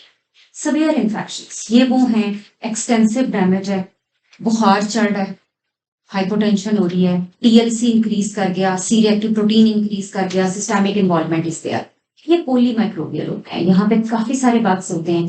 यहाँ पे जो आपकी चॉइसेस हैं वो सारी आपकी इंजेक्टेबल चॉइसेस. राइट. ठीक है, यहाँ पे आपने ओरल प्रोवाइड नहीं करना, इंजेक्टेबल देना है. जहां पे मर्सा का रिस्क है वैनकोमाइसिन लाइनेजोलिट स्टार्ट करा दे. अगर कोई पेशेंट IV अफोर्ड नहीं कर सकता, it's better to give something rather than not doing anything. तो आप उनको ओरल एडवाइस कर दें. ओरल एडवाइस करके टर्शियरी केयर हॉस्पिटल के लिए रेफर कर दें ताकि वो IV एंटीबायोटिक्स अपनी वहां पे जाके मेंटेन कर सके. जो नेक्स्ट ऑप्शन है, बहुत सारों को हमें से ये भी नहीं पता कि हाइपरबैरिक ऑक्सीजन थेरेपी. ये स्पेशल चेंबर्स होते हैं 45 to 120 मिनट्स के लिए वीक में जितने भी दिन अफोर्ड किया जा सकता है. पेशेंट को इसमें लेटना होता है और 250 to 280 किलो पास्कल्स का प्रेशर होता है इसके अंदर. खासा प्रेशर होता है. ये ऑक्सीजन पेनिट्रेशन को हेल्प आउट करता है और जो वेल ऑक्सीजनेटेड एरियाज होते हैं वहां पे वूंड हीलिंग ये अवेलेबल है. यहाँ पे अवेलेबल नहीं है. But this is an option you need to know. ये अवेलेबल है. Negative suction. नेगेटिव सक्शन में ये होता है कि ये इस तरह का पोर्ट होता है और ये वुंड के ऊपर, क्लीन वुंड के ऊपर अप्लाई करते हैं. At least 3 times a week apply करना होता है और कम से कम जो ड्रेसिंग चेंज होती है वो 3 to 5 days के बाद होती है. हमारे गवर्नमेंट सेक्टर हॉस्पिटल्स में अवेलेबल है. इसमें सेटिंग्स होती हैं कि 5 मिनट्स के लिए सक्शन अप्लाई करें, 2 मिनट्स रिलैक्स करते हैं. 5 minute suction then 2 minute relax. Suction की वजह से जो वुंड्स होते हैं उनके ऊपर एक नेगेटिव सक्शन इम्पैक्ट आता है और वो स्क्वीज होते जाते हैं. वुंड क्लोजर में हेल्प आउट होता है. जो ऐसा क्रॉनिक अल्सर डेवलप हो जाता है कि आपको पता चल गया कि 2 to 4 वीक्स में जो मार्जिन है वो ग्रो नहीं कर. जैसे हम सेंटीमीटर्स में लिख लेते हैं स्केल के साथ कि ये लेंथ इतनी थी, विड्थ इतनी थी. आपने नेक्स्ट 2-3 विजिट्स पे देखा कि वो स्क्वीज नहीं हो रहा, तो यहाँ पे आप उनको ग्राफ्टिंग के लिए कंसल्ट करते हैं कि आप ग्राफ्ट करवा लें ताकि ये बेहतर हो जाए. This is something very important. किसी का भी पाँव जिसमें आपको पता चलता है कि जब वो चलता है तो वो पंजे पे चलता है क्योंकि उसकी अक्ल इज शॉर्ट. ठीक है, तो this is a surgical procedure जिसमें पार्शियल नेक्स के साथ एक्लीज टेंडन को लेंथन कर दिया जाता है जिससे जो पाँव की डिफॉर्मिटी होती है वो करेक्ट हो जाती है. It is being practised in Pakistan as well as in many areas of the world and it has got very good results. ये वो मैसेज है जो हम सबको पता होना चाहिए. हम कितना भी अच्छा कर लें, 40% चांस है कि 1 year में अल्सर दोबारा बनेगा, 65% चांस है कि 5 years में बनेगा. एंड वी नो कि 5 years के बाद मोर्टेलिटी 50% हाई हो गई है. So we need to be very sure कि एक अल्सर हील कर गया है तो उसके बाद जो आपके पाँव का फुट केयर है वो डेली होगा. क्वेश्चंस हम बाद में लेते हैं। एक चीज मैं यहाँ पे और दिखाना चाहूंगी, अगर आईटी टीम में से मुझे हेल्प कर दें। नारियल का तेल अंदर नहीं होगा। अगर यहाँ चिपचिपा पाना होगा तो इसका मतलब फंगस आपके या कोई ये आप सर आप कोकोनट ऑयल लेंगे पाँव हाथ के और इस तरीके से मसाज करेंगे, ठीक है वह इस तरीके से 25 से 30 बार और ये 25 से 30 बार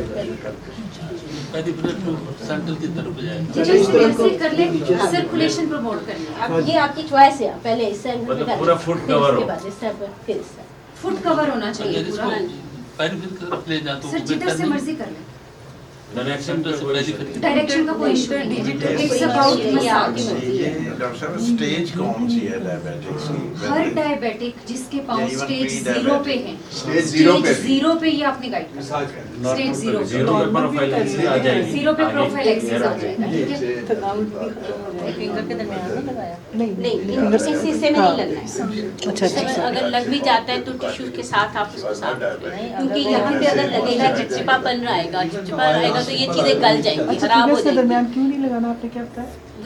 फिंगर्स इस तरह रहती है, अच्छा। Usually opposed. जी जी। यहाँ पे जो लोग ड्राई नहीं करते वहाँ पे मॉइस्चर भी रहता है, और अगर आप इस एरिया को बहुत वेट रखते हैं तो यहाँ पे गलने का चांस है। फंगस ग्रो कर जाता है, कैंडाइडा जो है पार्चिंग हो जाती है ना, इस एरिया को ड्राई रखना होता है। Yes. और वजू के दौरान भी आपने कोशिश करनी है कि ड्राई कर लें। इसको खुश कर लें, ठीक है। और ऑयल तो लगाया जा सकता है, इट्स नॉट वेट। फिर इसको अच्छी तरह से जज़ब करेंगे आप। जज़ब करने के बाद उसे टिश्यू से वैसलीन लगा लें, ऑयल लगा लें, उसका तो कोई वैसलीन मसला से नहीं है। वैसलीन में बहुत ज्यादा चिपचिपापन होता है, वो ज्यादा खराब करती है।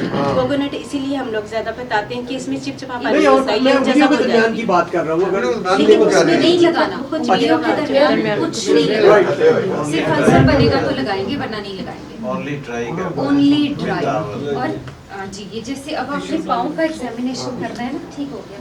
ये देखिए ये सेल्फ मैं खुद पकड़ लूँ और इस तरह आप कर खुद लूँ। पकड़ लेंगे तो Oh, I आप see. आराम से जी, अपने जी, जो जी। पाँव का पूरा सोल है वो आप इसमें देख सकेंगे। ये ठीक है? मिरर बॉल एरिया ठीक है। बिल्कुल। दूसरा इसका आसान सोल्यूशन क्या होता है, आपने लोगों से कहना है कि एक छोटा शेविंग मिरर या कोई भी दीवार पे मिरर, उसके Oh, सामने पैर करके yes, बैठ yes, जाएं yes. और उस शीशे के अंदर देख लें कि आपके पैरों के क्या हालात हैं। That's correct. फोल्ड करके भी मैडम कर सकते हैं। जिनके इसमें प्रॉब्लम नहीं है वो पाँव फोल्ड करके कर लें। ठीक है, वो मैं बताती हूँ, ठीक है। मुझे 2 ग्लास दे दें, ठीक है। जब भी पेशेंट आपका एग्जामिनेशन के लिए आ जाता है, आपने ग्रॉसली उसको लुक किया, हमें ये पता चल गया कि इनका ये प्रेशर पॉइंट है, प्रेशर पॉइंट के ऊपर कैलस बना हुआ है, तो ये वो एरिया है जिसके ऊपर मॉइस्चराइजेशन ज्यादा करनी है। यहाँ पे पोमाइस स्टोन यूज करना है ताकि ये सारा एरिया क्लियर हो जाए। हेयर डिस्ट्रीब्यूशन अपेरेंटली नॉर्मल है, कलर अपेरेंटली नॉर्मल है, किसी भी जगह पे कोई बड़ा इफेक्ट नहीं है। लेकिन जब आपने इनका नेल्स देखे हैं तो इन्होंने नेल्स विद स्किन क्लिप किए हुए हैं। आपने पेशेंट्स को ये बताना होता है कि जो नाखून है वो आपने स्किन के साथ नहीं आने देने, 1 to 2 मिलीमीटर्स आपने उनको बड़ा रखना होता है। ये लियन बना हुआ है इनका। वो तो कैलस है, नमाज की वजह से जब बैठते हैं तो उसका ये प्रेशर आता है ना, तो इसकी वजह से ये कैलस है। ठीक हो गया। अब ये देखें, अगर हम इसको जूम कर सकते हैं, इनके ये सारे ड्राई क्रैकलिंग है। ठीक हो गया। ये एरिया है जो वल्नरेबल है, क्योंकि स्किन की जो इंटेग्रिटी है वो ब्रीच हो गई है। ठीक है। अगर यहाँ हम पे इनके कोकोनट ऑयल लगाएंगे। हील एग्जामिन करते हैं तो हील के ऊपर भी सारी क्रैकलिंग मौजूद है। यहाँ से ये ट्रिगर स्टार्ट होते हैं। तो मरीज से ये कहना है कि जब आपने एग्जामिन करना है, अपनी सारी उंगलियां खोलें, खोल के अंदर देखें आपके इस फिंगर में फंगस है। ठीक हो गया। ये देखें हिडन एरिया, जहाँ पे हमें नॉर्मली पता नहीं चलता, हिडन एरियाज के अंदर फंगस आ जाता है। ठीक हो गया। जो ये वाला जो वाइटिस है ना, ये टीनिया पेडिस है, फंगल इन्फेक्शन है। इधर कॉटन बर्ड। ये करने के बाद आपने उनसे कहना है कि यहाँ पे शीशा रखें, अपने पैर को अच्छी तरह नीचे से देखें। जब आपने मालिश करनी है, कुछ कतरे कोकोनट का ऑयल हाथों पे लगा के इतने प्रेशर के साथ स्क्वीज करें ताकि आपकी सर्कुलेशन अच्छी हो पूरा पाँव। और अगर लिफ्ट करके कर सकते हैं तो आपने इसको हील करना है, देन इस एरिया के ऊपर आपने सारा मसाज करना है और उन्हें गाइड करना है कि माथे का टेम्परेचर और पैर का टेम्परेचर क्लोज होगा तो ये हालात बेहतर होंगे। नहाने के बाद जो ये एरियाज हैं और ये एरियाज हैं, यहाँ पे झामा यूज करना है, पोमाइस यूज करेंगे तो ये क्लियर हो जाएगा। ठीक है। नेक्स्ट आपने जो डॉक्टर्स के करने वाला काम होता है, मुझे कॉटन में थोड़ी सी पेशेंट्स को ये बताना है कि जब आपने बंद जूता पहनना है सारा दिन, आपने जॉब करनी है, राइडर्स हैं, तो आप किस तरह से अपनी उंगलियों को स्पेसिंग देंगे ताकि वहाँ पे एयरेशन मेंटेन रहे, ड्राई रहें और वहाँ पे मॉइस्चर लॉस ना हो, प्रॉब्लम ना हो। उसके लिए आप कॉटन प्लग्स सुबह के टाइम पे रखें, शाम को उनको रिमूव करें। इसके अलावा आप इतनी स्ट्रिप्स काट के रख लें जो आपकी नॉर्मल ड्रेसिंग भी चाहिए होगी मुझे। इसमें मैडम फंगस तो है ये पार्ट, ये फंगस है फंगस इसमें लगी हुई है। जी, बिल्कुल लगी हुई ये है। कैसे? लग जाती है। ये फंगस से पूछेंगे क्यों लगी है? चलो इसका मसला फ्री कंसल्टेशन इसका मसला हल कर ये वुजू करना है। 100% फंगस और क्या? यार इसको ट्रैवोजल लगाऊंगा। अब आपने ये नहीं स्टीरोइड लगाना है। नहीं मैडम ट्रैवोजल लगाऊंगा ना, आइसोकोनाजोल है, वो ट्रेवोकॉर्ड भी आइसोकोनाजोल है। बिना फिर लगाए वो जेल आपने लगा जूता पहनने से पहले यहाँ पे थोड़ा सा कॉटन प्लग रखें। देखो कॉटन प्लगिंग की वजह से अगर आपका एक इशू है तो यूज करें, अदरवाइज जो कॉटन का आपका रोल होता है वो बहुत अच्छा यूज होता है। ये वाला एरिया है, यहाँ पे नहीं कुछ नहीं होता। आपने इस तरह से स्पेसिंग इंक्रीज कर दी है, ऊपर से डायबिटिक सॉक्स पहने, शाम को आके इनको निकाल दो। जिसको जिसको कॉटन प्रॉब्लमेटिक है उनसे कहेंगे जो ड्रेसिंग होती है ना पट्टी या एक गॉस पीस, वो गॉस पीस लें, उसको यहाँ से शुरू करें, अंदर इधर इधर आपकी सारी फिंगर्स की स्पेसिंग हो जाती है और वो सारा एब्जॉर्ब करने की कैपेसिटी रखता है। ठीक हो गया? ये करने के बाद मुझे मार्कर दें, टेम्पररी मार्कर या कोई पेन दे दें। 2 सेपरेटर मिलते हैं, वो नहीं यूज करने चाहिए। 2 सेपरेटर्स डिपेंड करते हैं आपका मटेरियल क्या है। अगर तो वो प्रेशर एक्सर्ट करेंगे तो प्रेशर के साथ प्रॉब्लम आएगा, टेम्पररी मार्कर। अगर प्रेशर एक्सर्ट करेंगे तो प्रॉब्लम आएगा। लेकिन जो सिलिकॉन के मिलते हैं, सॉफ्ट हैं, वो 2 सेपरेटर्स यूज़ किए जा सकते हैं। हमारा आजकल एक प्रॉब्लम ये है कि चाइना की जो मार्केटिंग बहुत ज़्यादा हम देखते हैं फेसबुक पे, जो कि पेड एडवर्टीजमेंट्स होती हैं, स्पॉन्सर्ड होती हैं, वो पैसे दे के उसके ऊपर कमेंट्स, शेयर्स और हर चीज़ ले लेते हैं, लेकिन उन गैजेट्स का साइंटिफिक डाटा और साइंटिफिक प्रूफ अवेलेबल नहीं होता कि इन चीज़ों का साइंटिफिकली नुकसान हुआ है कि बेनिफिट हुआ है। उनका वो सिलिकॉन के पैड ठीक है, है। प्रेशर प्लेस के लिए। अब कहाँ पे वो प्रेशर एक्सर्ट करेगा, कहाँ पे नहीं करेगा, ये तो आपको प्रेशर जो प्लाज्मोग्राफी होती है उस पर चेक करना पड़ेगा ना कि क्या हालात हुए हैं। जो डॉर्सालिस पीडस है ना आपकी, ये जो फर्स्ट इंटर मेटाटार्सल स्पेस होती है ना, ये यहाँ पे ऑलमोस्ट होती है।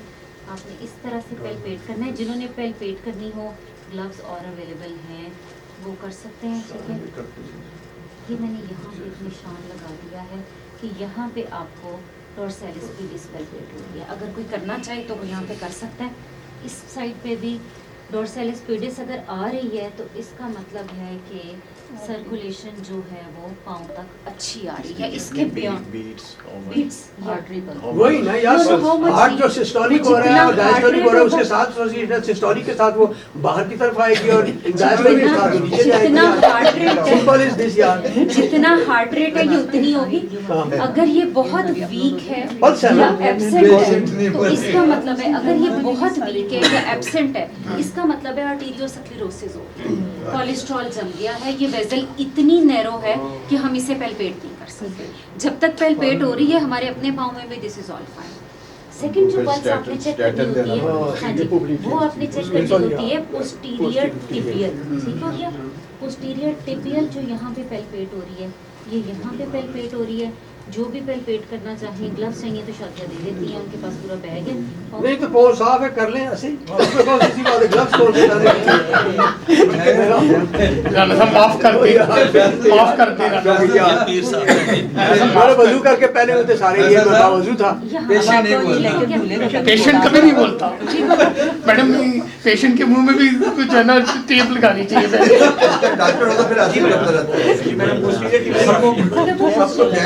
अगर डॉर्सालिस पीडस आ रही है तो देन आप पोस्टीरियर टिबियल मिस कर दें, क्योंकि ये प्रॉक्सिमल है, ये डिस्टल है। अगर डिस्टल आ गई है तो आप प्रॉक्सिमल को छोड़ दें। ठीक है, प्रॉक्सिमल को देखें। उससे नहीं होता है कि थोड़ी सी एनाटॉमिकल वेरिएशन होती है, थोड़ी सी एनाटॉमिकल वेरिएशन होती है। ठीक है, आप यहाँ पे पेल्पेट कर लें, दिस इज द एरिया, यहाँ पे बहुत अच्छी। अगर ये आ रही तो उसको हीट करना। अगर डिस्टल मोस्ट आ रही है तो प्रॉक्सिमल को छोड़ दो, ठीक है, क्योंकि डिस्टल आ रही है तो प्रॉक्सिमल में सर्कुलेशन ठीक हो। नेक्स्ट आपका टास्क होता है मुझे वहाँ से वो चाहिए होगा जो यस थैंक यू, ठीक है, ये हमने कर लिया। एक ट्यूनिंग फोक चाहिए और एक ये चाहिए, ठीक हो गया। अभी जो ट्यूनिंग फोक है ना, हम थोड़ा सा साइलेंस ऑब्जर्व करते हैं, आवाज़ सुनाई दे रही, ठीक हो गया, और फील करना है, हाथ कीजिएगा, bone bone any body prominence, गूंज या सनसनाहट, रेजोनेंस, जिसको ये फील होती है वो ठीक है। वो जिस तरह ENT वाले कर देते हैं यार, बाइस्टाइड मसल के ऊपर रख के, ये डॉक्टर साहब के पाँव की चेक करें, ठीक हो गया। जिसको पाँव की ये चेक फील करें। 128 हर्ट्ज का ट्यूनिंग फॉर्क है, ठीक है, ट्यूनिंग फॉर्क को हिट करें, ठीक है, और उनसे कहें कि आपको हड्डी में गूंज या सनसनाहट महसूस होती है, अगर हो रही है तो ऑल फाइन, नहीं हो रही तो आपने क्या करना है, आपने करना है अब हो रही है, ठीक है, नहीं हो रही अब हो रही है, नहीं हो रही अब हो रही है, नहीं हो रही, इससे आपने उनको बताना है कि इतना एरिया है जिसकी मालिश करनी है, ठीक है, जहाँ तक प्रोटेक्टिव सेंसेशंस लॉस हो गई हैं वहाँ तक ये काम खराब है, वहाँ तक आपने मसाज प्रॉपरली करना है ताकि चीज़ें बेहतर हो जाए, ठीक हो गया। First point, second, third, tibial tuberosity, ठीक हो गया, और उसके बाद एंटीरियर सुपीरियर आइलियक क्रेस्ट, ठीक है, ये मैं सर्कुलेट कर देती हूँ, डॉक्टर उमाइमा भी गाइड कर देती हैं कि ये किस तरह इसको वाइब्रेट करके आपने फील करना होता है। मैडम इसके लिए तारा मेरा आयत भी रिकमेंड करते हैं, आप रिकमेंड करती हैं तारा मैं तारा मेरा नहीं रिकमेंड करती क्योंकि हमारा साइंटिफिक डाटा उस पर अवेलेबल नहीं है, ठीक है, और उसकी जो लोकल इरिटेशन है ना, जो उसकी लोकल इरिटेशन है वो हमें ये नहीं पता कि लोकल इरिटेशन की वजह से इन्फ्लेमेशन ज्यादा होगा कि नहीं। इट इज अ मोनोफिलामेंट जो हम यूज करते हैं, ये 10 ग्राम मोनोफिलामेंट, इसका मतलब होता है कि जब हम प्रेशर एक्सर्ट करेंगे तो ये 10 ग्राम का प्रेशर एक्सर्ट करेंगे, ठीक हो क्या। जिन एरियाज के ऊपर आपने इनको चेक करना है, आप इधर करते हैं, इसमें ज्यादा लोगों को नजर आ रहा है, ठीक है। एक एरिया है आपका ये वाला, देन आपका ये एरिया, एक छोड़ के 1, 3 and 5, इसका नीचे, इसके नीचे, इसके नीचे, मीडियल, लेटरल एंड हील, ठीक हो गया। इन एरियाज पे चेक करना होता है। ये मोनोफिलामेंट है, आपका लगाने का तरीका ये होता है कि आप पहले बताते हैं कि ये ऐसा महसूस होगा, ठीक है, मैं पाँव पे लगाऊंगी, जब आपको महसूस हो तो आप मुझे बताएं, ना महसूस हो तब भी बताएं, ठीक है। सेंसेशन चेक करने के लिए आंखें बंद कराएं, ठीक है, आप अपनी आंखें बंद करें, ठीक है। अब जब हमने यहाँ से अप्लाई किया, I just applied this much pressure, आपको महसूस हो रहा है ये सी बन, ठीक है, आंखें बंद रखिए, महसूस हो रहा है, महसूस हो रहा है, अब महसूस हो रहा है, ये आपका कोई भी पैरामेडिकल स्टाफ कर सकता है। आपने एक दफा एक तस्वीर उसको खींच के कहीं कोने में लगा देनी है कि ये देख लो, यहाँ पे ये चेक करना है, ठीक है, और आंखें बंद करानी है। इसके बाद जो लाइट टच होगा या तो सब ये 10 ग्राम, जब आप सी बना देते हैं तो ये 10 ग्राम, वो 10 ग्राम हो जाएगा, जस्ट सी बनाना है।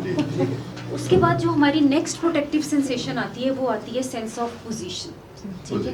पोजीशन को करने का तरीका ये होता है कि आपने पहले बिग टो को सेपरेट कर लेना है, ठीक है, और इनकी आंखें खुली हैं, ये देखें, मैं आपका अंगूठा नीचे ऊपर इस तरह हिलाऊंगी, आपने आंखें बंद करनी है और मुझे बताना होगा कि अंगूठा किधर है, और आपने खुद अंगूठा नहीं हिलाना, ठीक है, आंखें बंद कर लें जी, 2 से 3 दफा पहले शेक करें, सस्टेन करें, नीचे है या ऊपर, नीचे, अब कहाँ है, ऊपर है, ठीक है, अब कहाँ है, नीचे है, बिल्कुल ठीक है। अगर 3 दफा चेक करने पे किसी को बिल्कुल ठीक समझ आ गई है, सही आंसर है, इट्स फाइन। अगर 3 में से एक आंसर गलत आ गया है तो आप 5 दफा चेक करेंगे। 5 में से 2 आंसर्स गलत आ गए हैं, सेंस ऑफ पोजीशन खराब है, उसके पाँव के नीचे कंकर आएगा, ऊंची नीची जमीन आएगी, उसके जूते में कोई चीज आएगी, उसको पता नहीं चलेगा, ये पोजीशन, उसका जख्म हो जाएगा, ये पोजीशन अपसेट हो गई है, ठीक है। जब हमने ये टेंडन रिफ्लेक्स चेक करना होता है, तो टेंडन रिफ्लेक्स के लिए हमने क्या करना है, माजरत के साथ हम इसको एक्सपोज कर सकते हैं। हाँ, क्यों नहीं ऐसा कौन सी बात है? That's it. जो टेंडन है वो एक्सपोज्ड होनी चाहिए, ठीक है। आप हैमर कोई भी क्लिनिक्स पे यूज कर सकते हैं, ये जरा छोटे होते हैं तो आराम से यूज हो जाते हैं। इसमें नी पे फ्लेक्स करना है, नी पे फ्लेक्स करके थोड़ा सा डॉर्सी फ्लेक्स करना है। अब हिलाइए मत, ये जो क्रीजेज हैं ये ऑब्लिटरेट हो जाएं, ठीक है। ये देखिए ये क्रीजेज हैं, राइट। हमने इसको इतना, अब मत हिलाएं, इतना एक्सटेंड करना है कि ये क्रीजेज ऑब्लिटरेट हो जाएं, ठीक हो गया। ये सपोर्टेड होगा? ये सपोर्टेड होगा, ये सपोर्टेड नहीं फ्लोर इनका पाँव काउच पे होगा, रखा ही होगा। काउच पे होगा, काउच पे रखा हुआ है, यहाँ पे फ्लेक्स कर लिया, ढीला छोड़ दे, बिल्कुल बिल्कुल रिलैक्स एक्सटेंड किया, ठीक है। यहाँ पे आपने देखना है कि कॉन्ट्रैक्शन आता है कि नहीं। जब कोई पेशेंट बहुत कॉन्शियस होता है, नहीं आता, तो आपने उनसे कहना है कि जब मैं कहूँ तो अपने दांत जोर से चबा लेने हैं, ठीक है। अपने दांत जोर से चबाइए, ठीक हो गया। तो जब हम बहुत अलर्ट एंड कॉन्शियस होते हैं, अंडर स्ट्रेस है, तो वो नजर नहीं आता, आप उनसे कहें दांत चबा लें, अब दांत ढीले कर दीजिए, उसमें आपका रिफ्लेक्स आ जाता है, ठीक है। और अगर ठीक हो गया इस तरह से 20 इधर भी हो जाता ये है, अपना खुद भी कर दोनों सकते हैं। साइड पे हो जाता है, ये वाला अपना खुद भी कर सकते हैं, ये कौन वाला सा? अपना ये वाला खुद से भी अपना कर अपना सकते हैं। उसमें पोस्चर का थोड़ा पोस्चर का प्रॉब्लम प्रॉब्लम है। ये डॉक्टर से मेथड्स हैं, जो डॉक्टर के करने वाला काम है। उन्होंने एंकल जग करना है, उन्होंने पल्सेस देखनी है, सेंस ऑफ पोजीशन करनी है। जो आपका स्टाफ करके बता सकता है वो मोनोफिलामेंट करके बता सकता है, सोल, टो स्पेसेस, कलर, वो सारा कुछ एग्जामिन करके बता सकते हैं। वो पेशेंट को मसाज बता सकते हैं, टोस को सेपरेट कैसे करना है वो बता सकते हैं, जूता कैसा होना चाहिए वो बता सकते हैं, सिलिकॉन इंसोल्स के बारे में गाइड कर सकते हैं, ताकि आप एक इंसोल लें और आप अपने सारे जूतों को मॉडिफाई करके पहन सकें। मैडम आप कह रही थी एक्यूलेस अगर शॉर्टन या जी, लेंथन हो गया तो उसके कैसे लिए बना? हमने क्या करना होता है, ठीक है।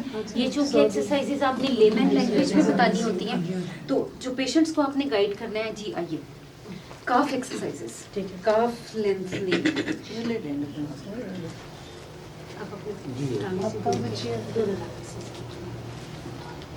और दोनों पाँव की उंगलियों को आगे की तरफ खींच के रखें, ऐसे करके इसी तरह खींच के रखना, और आपने काउंटिंग करनी है 10 बार। 1 2 3 4 5 6 7 8 9 10। मेरे वो गैस्ट्रोक्रीमियस मसल जो है वो टॉट हो रहे हैं। हाँ बिल्कुल। यस, छोड़ ठीक है। ढीला छोड़ दिया, Relax एक करना। सांस ले लिया आपने, अब इसको दोबारा से रिपीट करें 10 बार। 1 2 3 4 5 6 7 8 9 10। मेरे गैस्ट्रोक्रीमियस मसल जो है वो स्ट्रेच होते हैं, यस, उसमें अब इसको ढीला छोड़ दें, छोड़ दिया। स्ट्रेस आता है उसमें। ये आपने कितनी बार की? 2 बार। 2 दफा। और हर बार आपने कितनी बार काउंटिंग की? 10 10 दफा, ठीक ये है। आपने 10 बार करनी है, और हर बार 10 बार की ही गिनना है, राइट ठीक राइट। हो गया। ये हो गया दिन में कितनी दफा कर सुबह शाम। सुबह 10 दफा करनी? 10 दफा जी। अब आपने नीचे की तरफ Flexion करना है। है जी, बिल्कुल। आपको Toe खिंचाव flexion। महसूस होगा, बिल्कुल। इसी तरह सेम आपने फिर काउंटिंग करनी है। अब ये जो ब्रेवियस एक्सटेंशन ब्रेवियस है उन पे हो रहा है, जरा स्ट्रेच जो आ रही है वहाँ पे। आपका यहाँ Extensor पे भी longest पे नहीं आ आएगा, रही। यहाँ पे भी आएगा, मुझे वहाँ पे ज्यादा जो जी वो बिल्कुल आएगा, उस पे ब्रेवियस है ना, Again counting डिजिटल करें। ब्रेवियस उनके ऊपर आ रहे हैं। काउंटिंग जी, करें। अब आपने 1 2 3 4 5 6 7 8 9 10। अब इसको फिर ढीला छोड़ दिया, एक सांस ले लिया, अब इसको फिर से रहेंगे, फिर आप रिपीट 10 बार। 1 2 3 4 5 6 7 8 9 10। मुझे यहाँ पे कोई स्ट्रेचिंग नहीं महसूस हो रही इन वो जगहों अभी पे। आपको गाइड करते हैं, ठीक है। अब जो लोग चेयर्स पे बैठे हैं, चेयर्स पे बैठ के आप ये स्ट्रेच करिए। जैसे ही आप स्ट्रेच करेंगे, स्ट्रेट लेग, नी बेंड नहीं, नी पे कोई फ्लेक्शन नहीं, स्ट्रेच करते ही आपका काफ स्ट्रेच हो जाता है, आपकी थाई स्ट्रेच हो जाती है। इससे प्रॉक्सिमल मायोपैथी नहीं डेवलप होती, क्योंकि मसल स्ट्रेंथनिंग होती रहती है और काफ लेंथनिंग होती रहती है, ठीक हो गया। देन ये पाँव की एक्सरसाइजेस बताएंगी कि पाँव के ऊपर आपने किस तरह से एक्सरसाइजेस करनी है। कैंडी बॉल ले अच्छा लें। मैडम, जिस तरह मैंने ये सपोर्ट दिया हुआ है इस आर्म से, इस तरह ही होना चाहिए, आई थिंक सो। ये जिस तरह मैंने इस जैसे तरह कोई कंफर्टेबल है, कोई जैसे कंफर्टेबल है। हमारा पॉइंट है कि काफ मसल का स्ट्रेच आना चाहिए। इसके साथ एक लाइन मरीज को बोल दें कि वर्जिश करते हुए जिस पट्टे पे खिंचाव आता है वो पट्टा मजबूत हो जाता है, ठीक है। वरना लोगों को लगता है कि मैं जी वर्जिश कर दा तो मेरे पट्टियां खिंचा लगती हैं, मैं नहीं करनी। तो जब आप ये उनको गाइड कर देंगे कि जिथे खिंचाव आएगा वो मजबूत हो मैडम, जाएगा। उसमें एक्लिमेटाइजेशन भी तो होती है ना, अडॉप्शन के पहले शुरू से थोड़ा से करें, 5 से करें, फिर उसके बाद बिल्कुल। ऐसा ऐसा कुछ हमारे पास कैंडी बॉल थी यहाँ जब पे। पेन खत्म हो जाए फिर दोबारा इस तरह फिर कैंडी बॉल हैबिट हो जाती है, ये होता है। जी अगर एक क्वेश्चन था, अगर मोनोफिलामेंट अवेलेबल नहीं है तो जो एग्जाम में पोस्ट ग्रेजुएट और अंडर ग्रेजुएट में कॉटन एंड पिन प्रिक, तो उसका क्या एडजस्ट? जो पिन प्रिक है ना, पिन प्रिक तो आजकल रिकमेंड ही नहीं करते, क्योंकि आप उसके साथ स्किन की इंटेग्रिटी हम टूथपिक से टूथपिक के साथ चेक कर लेते हैं, बट मोनोफिलामेंट इसका एज क्या है? इसका एज ये है कि जब आप इसका सी बनाते हैं तो ये 10 ग्राम्स का नॉरिशर चेक करता है, और 10 ग्राम कैंडी की तरह है, इसे कह रहे हैं कैंडी, या बच्चे खाते नहीं कैंडी। इसको चुप करा। ये मरीज की टेप चाहिए, सबसे इम्पोर्टेंट चीज टेप है। इसको चुप कराने का क्या यार एक तो मैं आपका एक्सपेरिमेंटल एनिमल बना हुआ है। नहीं तो आप बोले आप डॉक्टर की बेटा डॉक्टर जो है ब्लड प्रेशर होता है इसको पाँव के नीचे रखें। टेबल के बाद नहीं ये मैंने कैंडी बाल अगर आप सूट के साथ मेरे शूज रहने ये ये डॉक्टर साहब कर सकते हैं। जी जी सर, आप सब ठीक हो गया, आप बैठ सही बैठ के करिए, बैठ के बैठ के नीचे नीचे रखें नीचे। ठीक है, आप ऐसे। प्रेस करें, यस, इसको मूव करें ऐसे, पहले ये, हाँ ये आपको फील हो रहा है पाँव के ऊपर मसाज हो रहा है, अब इसको सर्कुलर फैशन में मूव करें, यस, इससे इनकी एंकल इसके ऊपर रोल कर रहे होते हैं, हाँ इससे पूरा रोल कर सब बातें शुरू करते हैं।